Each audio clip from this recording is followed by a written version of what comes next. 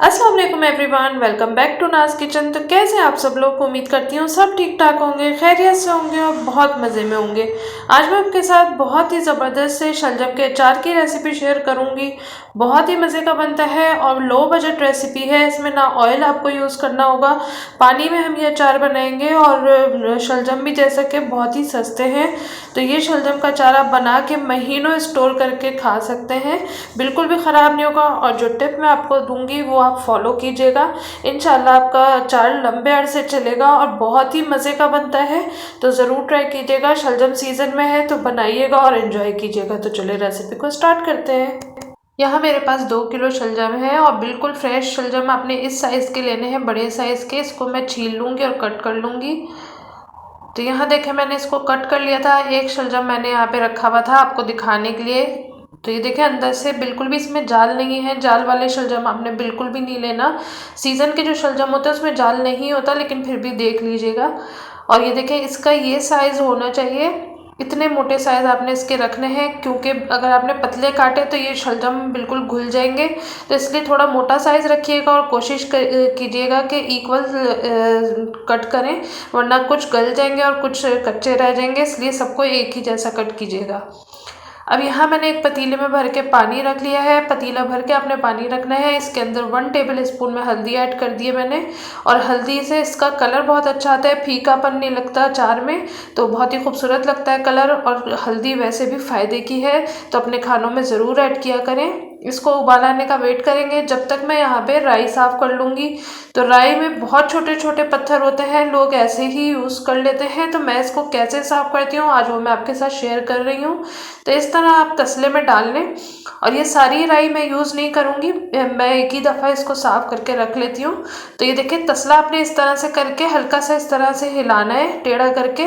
तो जो राई है वो इस तरह से नीचे आ जाएगी और जो पत्थर है वो ऊपर रह जाएंगे। तो हल्के हाथ से आपने करना है।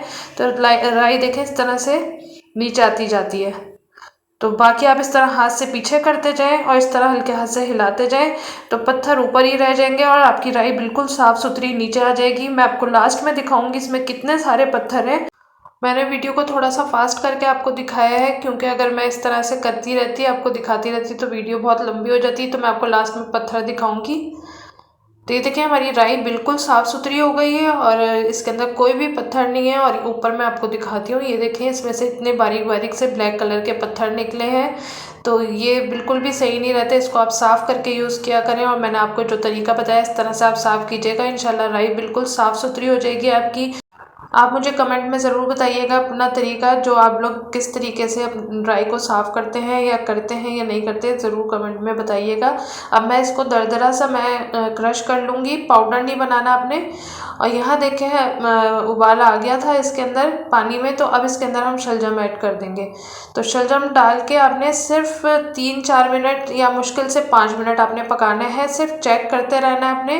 तो मैं इसको थोड़ा सा पकाऊंगी 4-5 मिनट, फिर उसके बाद आपको मैं दिखाती हूँ ये कितना गला हुआ होना चाहिए।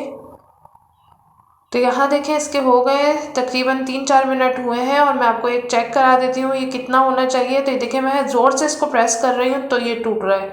तो इतना नहीं होना चाहिए जैसे आलू गला हुआ होता है, इस तरह से आपने इसको बिल्कुल हलवा नहीं करना, क्योंकि ये बाद में खटाई में भी पकता है, लहसुन वगैरह आपने डाला होता है तो ये बाद में पकता है। तो बहुत ज़्यादा गल जाएगा, फिर आपको अच्छा नहीं लगेगा, अचार आपका सही नहीं बनेगा। तो अब मैंने इसका देखें पानी छान दिया है और थोड़ा सा पानी मैंने इस तरह से निकाल के रख लिया है, क्योंकि इसमें कच्चा पानी हमने यूज़ नहीं करना, यही हल्दी वाला पानी हम इसके अंदर यूज़ करेंगे। और इसको मैं ठंडा होने का वेट करूँगी, उसके बाद हम आगे का प्रोसेस करेंगे। तो अब यहाँ पे हम मसाला रेडी कर लेते हैं। तो मैं यहाँ नमक ऐड कर रही हूँ 1½ टेबल स्पून। पिसी हुई लाल मिर्च ऐड करेंगे 1½ टेबल स्पून। हल्दी ऐड करेंगे 1/4 टीस्पून, क्योंकि हमने हल्दी डाल के बॉयल भी किया है तो ज़्यादा हल्दी इसमें ऐड नहीं करना।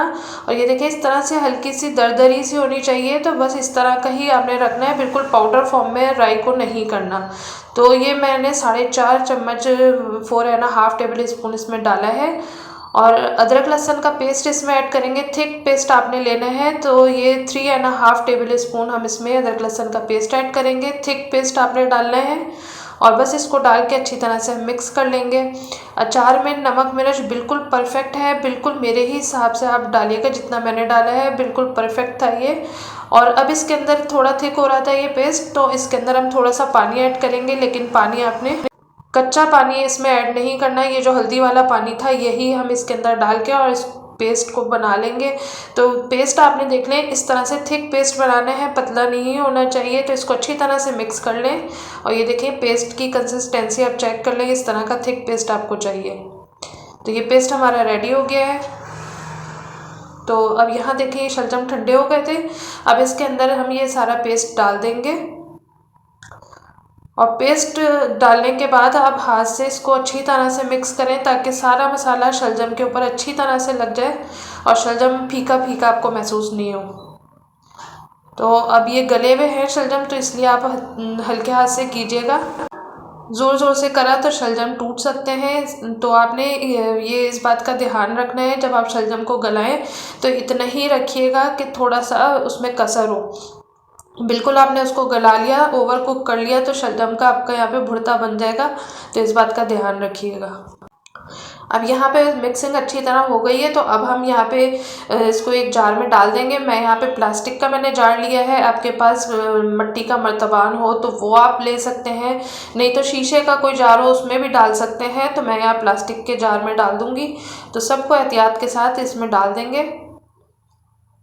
और ये जो मसाला है इसको बिल्कुल भी आपने ज़ाया नहीं करना, ये भी अच्छी तरह से निकाल के इसमें डाल दें। और अब ये जो पानी है ये आपने ठंडा करके डालना है। मेरा थोड़ा सा नीम गर्म सा था तो मैंने वीडियो को कवर करने के लिए जल्दी से इसमें ऐड कर दिया है, लेकिन आपने इस तरह नहीं करना। पूरा पानी जब ठंडा हो जाए अच्छी तरह उसके बाद ही इसमें ऐड कीजिएगा। मैंने इसको अचार डालने के बाद और इसको मैंने ठंडा होने के बाद इसको कवर किया था। मैंने वीडियो में इस तरह से कवर करके आपको दिखा दिया था, मगर आपने फ़ौरन कवर नहीं करना क्योंकि गरम गरम अगर आपने बंद कर दिया तो शलजम का अचार आपका ख़राब हो सकता है।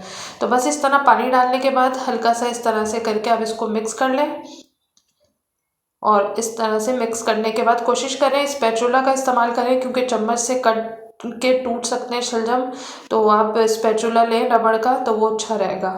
अब इसके ऊपर से हम 2 टेबल स्पून सरसों का तेल डालेंगे। इससे क्या होगा कि अचार में ऊपर से फफूंदी नहीं लगेगी और ऑयल से फफूंदी नहीं आती है अचार में। और कोशिश करें जब भी अचार निकालें अंदर ही रखें इसको, ऊपर अचार अगर शलजम ऊपर रहेंगे पानी से तो ख़राब हो सकता है, इसलिए उसको अंदर करके रखिएगा। अब ये हमारा अचार रेडी हो गया है। अब आप इसको धूप में रखें और तकरीबन 3 से 4 दिन आप इसको तेज़ धूप में रखें। ये देखें मैंने तेज़ धूप में इसको रखा है। जिस जगह भी आपके धूप आ रही हो आप इसको 3-4 दिन धूप लगाएं और उसके बाद कवर करके तकरीबन 2-3 दिन छोड़ दें। तो उसके बाद जब इसमें बबल्स आ जाएंगे, तो जब ये खट्टा हो जाता है अचार तो इसमें बबल्स आ जाते हैं। तो ये देखें अभी इसको मैंने धूप में रखा हुआ है और उसके बाद मैं इसको कवर करके 2-3 दिन के लिए छोड़ दूँगी। तो अभी इसमें देखें आपको कोई बबल्स नज़र नहीं आ रहे, तो मैं आपको 1 हफ़्ते के बाद का रिज़ल्ट दिखाऊंगी। तो 1 हफ़्ते के बाद मैं आपको दिखाती हूँ। तो ये देखें 1 हफ़्ते के बाद का रिज़ल्ट है और इसमें देखें आपको बबल्स नज़र आ रहे हैं, तो ये इसकी निशानी है कि अचार आपका अब रेडी हो गया है। जब अचार खट्टा हो जाता है तो उसके अंदर इस तरह बबल्स बन जाते हैं। तो जब बबल्स बन जाएं तो फिर आप इसको इस्तेमाल कर सकते हैं। और बस एहतियात आपको ये करनी है कि इसके अंदर आपने गंदा चम्मच इस्तेमाल नहीं करना, झूठा चम्मच नहीं डालना कोई, फिर इंशाल्लाह आपका अचार लॉन्ग टाइम चलेगा। 6 से 7 महीने भी आप आराम से इसको रख के इस्तेमाल कर सकते हैं, बिल्कुल भी ख़राब नहीं होगा। मटर के चावल के साथ, दाल चावलों के साथ बहुत ही ज़बरदस्त लगता है, हर चीज़ के साथ ये बहुत मज़े का लगता है। तो सीज़न में है शलजम, लो बजट रेसिपी है, बहुत मज़े का अचार बनता है और हाजमे के लिए तो बेहतरीन है। इसका पानी बहुत ही मज़े का होता है और हाजमे के लिए बहुत ही अच्छा होता है। तो ये आप बनाइएगा शलजम का अचार, अपने घर में रखें और अपने घर वालों को दें, एंजॉय करें। तो उम्मीद करती हूँ आज की वीडियो आपको पसंद आई होगी। वीडियो पसंद आए तो लाइक करना बिल्कुल नहीं भूलिएगा, चैनल पर नए तो सब्सक्राइब ज़रूर कर दीजिएगा, अपने फैमिली और फ्रेंड्स के साथ शेयर भी ज़रूर कीजिएगा। मुझे दुआ में याद रखिएगा, अपना ढेर सारा ख्याल रखिएगा। मिलूँगी एक नई और ज़बरदस्त रेसिपी के साथ। Thanks for watching. अल्लाह हाफिज़।